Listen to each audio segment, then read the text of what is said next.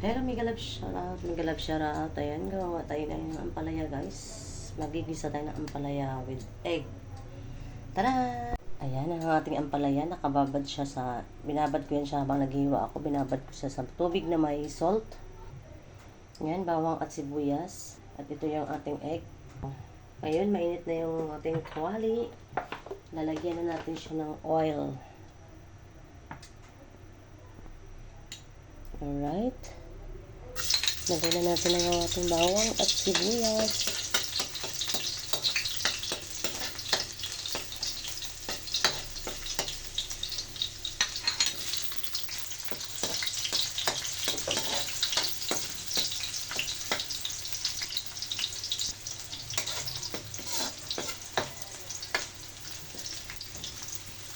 Lagyan na natin yung ating ampalaya. Ayan, lagyan natin ng nor.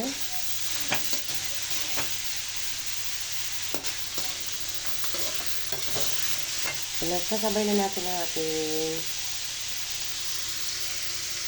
egg para hindi siya masyadong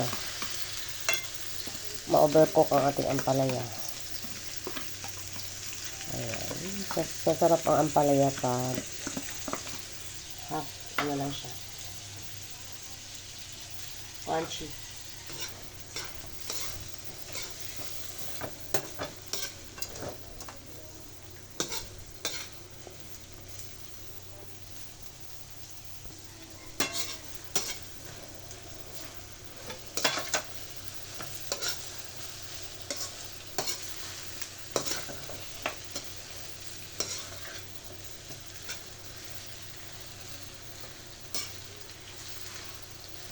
Sabi nila, babado siya sa water na may salt para hindi siya masyadong maalat, mapait ang ampalaya.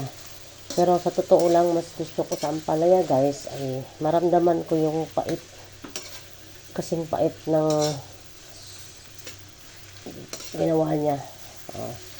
Charot, hugot. Ayan, crunchy lang yan. Hindi natin pwedeng overcook ang ampalaya para masarap. Gusto ko talaga yan, ampalaya, guys, mapait. Ini-insalada ko nga yan, insaladang ampalaya. Pero, ito ay base sa panlasa ng aking mga anak. Kaya ganyan lang siya.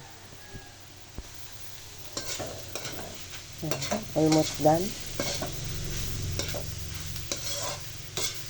Ganyan lang siya, guys. Simpleng luto lang siyang ampalaya. Simple pero masustansya. Alright. Yan lang ang patok ng panlasa namin. Hindi ako naglalagay ng karne. Kasi mas masarap yan, simple lang. Simpleng buhay. Sarap. Yan. Tikman natin ang ready na.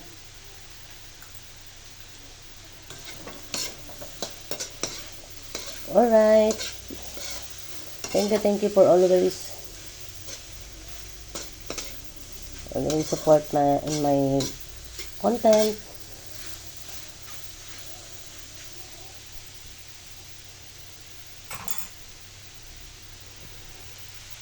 Oh, it's yummy.